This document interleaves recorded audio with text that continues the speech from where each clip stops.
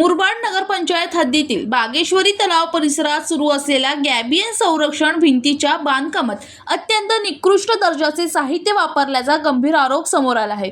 त्यामुळे कोट्यवधी रुपयांचा शासकीय निधी वाया जात असून भविष्यात मोठी दुर्घटना होण्याची शक्यता नागरिकांनी व्यक्त केली। काय आहे हा प्रकार तो आपण पाहूयात। बागेश्वरी तलावाच्या संरक्षणासाठी गॅबियन संरक्षण भिंत बांधण्याचे काम झाले आहे। मात्र प्रत्यक्ष कामाची पाहणी केली असता नियमांना पायदळी तुडवून काम सुरू असल्याचे दिसून आले आहे।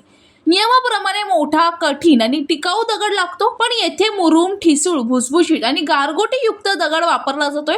हा दगड हाताने देखील फोडता येईल इतका कमकुवत आहे। गॅबियन बॉक्ससाठी लागणारी GI वायर मेश कमी गेजची आणि हलक्या प्रतीची आहे, त्यामुळे अवघ्या 2-3 पावसाळ्यातच जाळी तुटून संपूर्ण भिंत कोसळण्याचा धोका आहे। भिंतीखाली पसीक स्तर करणे बंधनकारक असताना थेट मातीवरच बॉक्स ठेवून काम करण्यात आले आहे, त्यामुळे भिंत खचू शकते। मुजोर ठेकेदाराने अशी अनेक कामे केल्याचा आरोप आहे। भिंतीच्या मागे मुरुम, खडीचा भराव न टाकता फक्त मातीचा भराव टाकला आहे। कामाच्या ठिकाणी खर्च, ठेकेदाराचे नाव आणि काम पूर्ण होण्याच्या दिनांक दर्शवणारा माहिती फलक देखील लावलेला नाही, त्यामुळे पारदर्शकतेचा अभाव आहे। या सर्व प्रकारामुळे सार्वजनिक पैशाचा सर्रास अपव्यय होत असल्याचा आरोप होत आहे। संबंधित नागरिकांनी प्रशासनाला तातडीने मागण्या केल्या आहेत।